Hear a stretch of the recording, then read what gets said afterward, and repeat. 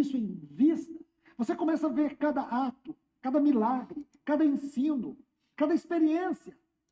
Você vai ver que tudo aquilo lhe aconteceu, porque ele estava com a sua face constantemente voltada para o Pai.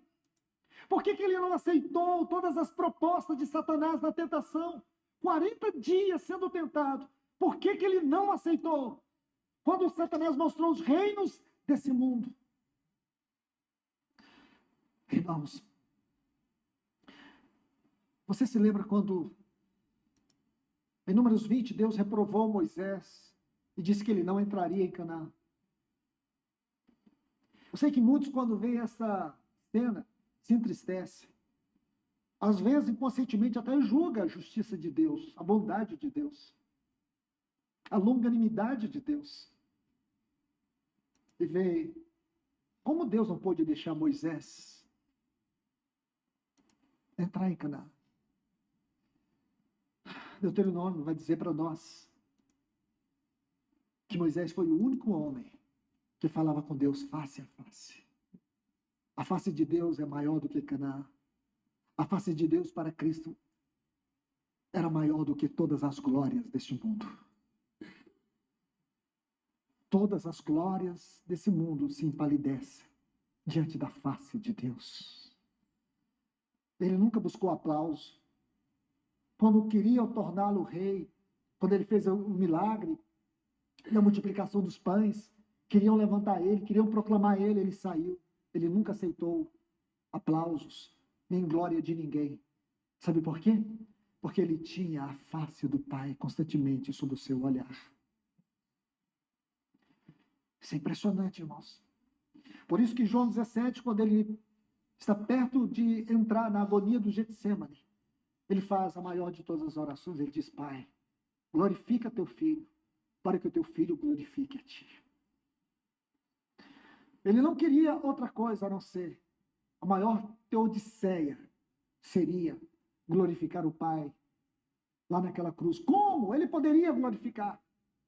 Porque a partir daquele momento, toda a rebelião que começou, teve a sua origem lá nas glórias eternais, diante de Deus, quando o Lúcifer seduziu uma terça parte dos anjos. Imagina, irmãos, o pecado de Adão, esses dois grandes episódios, produziu uma catástrofe na humanidade, no universo. Você pode imaginar isso? A morte passou a reinar. A morte passou a ter um reino. Satanás, ele estabelece um reino.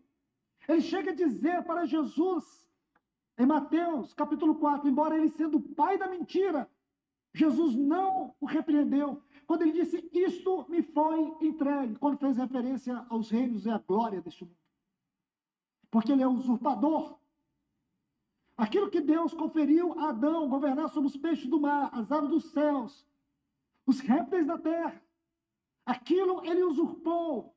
Por isso Paulo vai dizer em Romanos 8, que toda a natureza está entregue à vaidade. Não por si mesma, mas por causa daquele que a sujeitou, que foi Adão. O mundo entrou em trevas. Mas lá na cruz, o nosso Senhor Jesus, ele aniquila para sempre toda rebelião diante de Deus. Todo o poder do pecado, todo o poder da carne e todo o poder da morte. Não tinha outra razão para Deus, a não ser ressuscitar triunfantemente o seu Filho Jesus. Veja isso, irmãos. O versículo 24 de Atos 2. O qual, porém, Deus ressuscitou, rompendo. Essa palavra rompendo significa destruir. Destruir. 1 João capítulo 3, versículo 8 diz, para isto, o Filho de Deus se manifestou para destruir as obras de Satanás. Rompendo, destruindo os grilhões da morte. Porque não era possível fosse ele retido por ela. A palavra retido aqui, krateu, no texto grego, significa ficar aprisionado.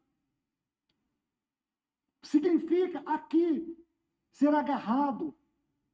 Significa estar debaixo do seu domínio.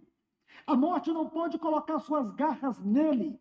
A morte não pode colocá-lo debaixo do seu domínio.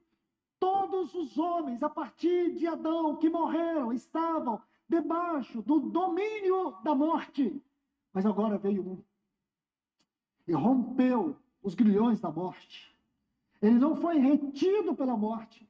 Ele libertou eternamente todos aqueles que estavam debaixo da morte, que haviam morrido.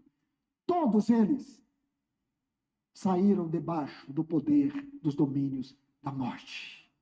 Isso também vai acontecer conosco em vida. Em vida, nós não vamos passar pela morte. Na vinda do Senhor, nossos corpos não entrarão na morte. Eles passarão pela incorruptibilidade. E nós entraremos na eternidade. E em nós será para sempre tragada a morte pelo triunfo de Cristo Jesus. Aí diz: porque não deixará minha alma na morte. A palavra morte aqui é Hades. Hades. Hades, na mitologia, era um deus das regiões mais baixas do reino inferior da morte. Hades era um deus da mitologia grega. Era o deus das regiões inferiores, das regiões mais baixas. É nesse reino, segundo a hermenêutica primitiva, se encontram todas as pessoas. Mas nosso Senhor, a morte não pôde retê-lo. O Hades não pôde retê-lo. E ele colocou todos aqueles espíritos dentro da esfera do seu reino. E mais ainda, ele foi até os espíritos em prisões, estes que se rebelaram. E ele pregou a todos eles. Esse assunto é muito profundo, porém não há ninguém que possa perscrutar isso. Da minha parte, eu só chego até aqui. Mas o que eu digo para vocês, que esse é o ponto principal. Sua alma não foi deixada no Hades. E diz: nem o teu santo viu a corrupção, a destruição que é efetuada por meio da decomposição do corpo. Seu corpo não entrou no estado de decomposição. Escute isso, irmãos. Seu corpo, o corpo de Cristo, na morte, não entrou no estado de decomposição. Por isso que muitas vezes eu afirmei para vocês aqui, não foi a morte que entrou nele, foi ele que entrou na morte. Não foi a morte que o matou, foi ele que se entregou ao Pai em espírito. Ele entregou o seu espírito ao Pai. O seu corpo desceu às profundezas das regiões inferiores. Porém, seu corpo não entrou em decomposição, porque a morte não tinha poder sobre ele. O salário do pecado é a morte, e nele não havia pecado. Na sua natureza humana não havia pecado. Você vê a glória de tudo isso? Agora, eu quero fazer 3 perguntas. Porque era impossível que ele fosse retido pela morte. Segunda pergunta: por que a sua alma não foi deixada no Hades? E a terceira pergunta: por que o seu corpo não entrou em estado de putrefação? Por quê? Aí está o grande ponto. Uma parte disso eu já abordei. Tomando aquele texto lá de João 14:30.